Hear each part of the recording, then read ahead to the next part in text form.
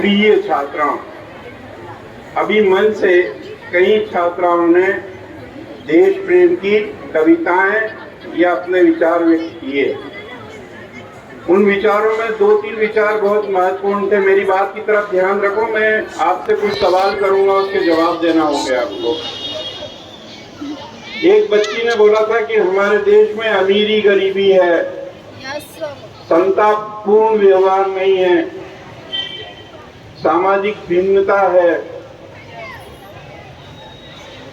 तो जब वो ऐसा कह रही थी तो आपको ऐसा लगा क्या कि इसमें मुझे क्या करना है, मैं इस चीज में कैसे करूंगी काम, मेरे घर से गरीबी कैसे दूर होगी, और यदि मैं अमीर हूं तो और कैसे अमीर होंगी।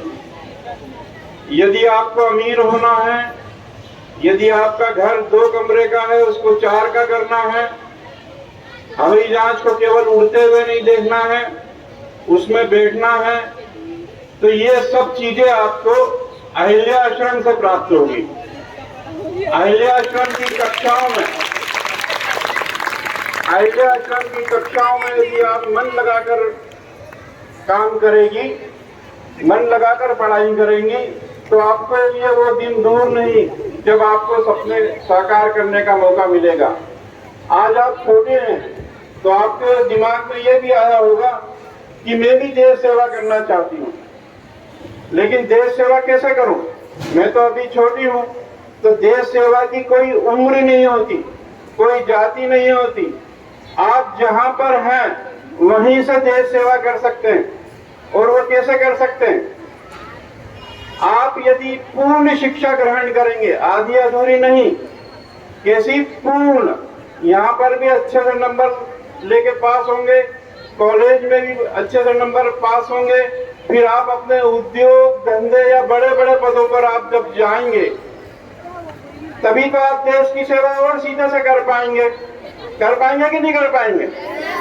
तो आपको मन लगाकर पढ़ना है और इस बार आपको संकल्प लेना है। हम अगली बार यहाँ पर जब कार्यक्रम करेंगे तो उसमें मध्य प्रदेश में मेरिट लिस्ट में, बोर्ड की मेरिट लिस्ट में हमारा अहिल्या आश्रम आना ही चाहिए। तो जो स्वतंत्रता है उसमें जिम्मेदारी का बोध अपने आप में पैदा करो कि मुझे जिम्मेदार बनना है।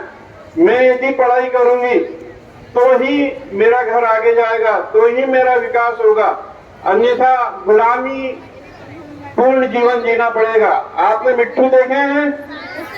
एक मिट्ठू तो होता है पिंजरे में और एक होता है,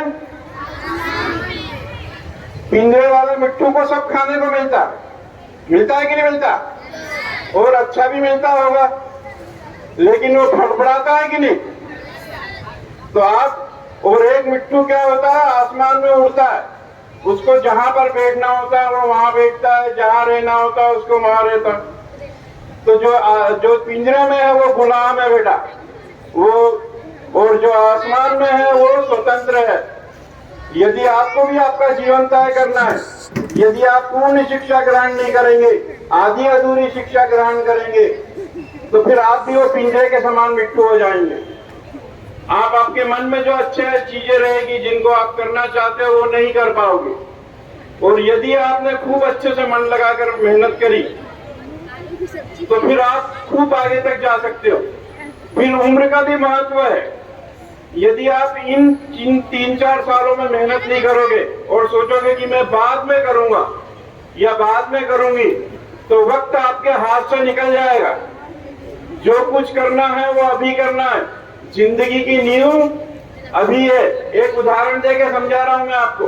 आपने वनडे मैच देखे हैं, है ना? वो कितने ओवरों के होते हैं? 60 ओवर के। एक अमूमन मोटी मोटी बात की तरफ ध्यान दो, एक व्यक्ति का जीवन भी लगभग 60 साल का होता है, उदाहरण के लिए, ठीक है? आदमी जब 2 बल्लेबाज आते हैं बैटिंग करने के लिए तो शुरू के 10 ओवर में केवल 30 ही रन बनाते हैं। कितने रन बनाते हैं? और बाद में जब उनको जीतने के लिए एक ओवर में 36 रन शेष रह जाते हैं तो जीत सकते हैं क्या? है ना?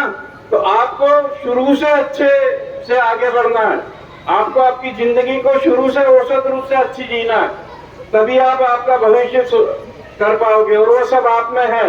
मैं आपको इस अवसर पर शुभकामनाएं देता हूं और आपका उज्जवल भविष्य की कामना करता हूं।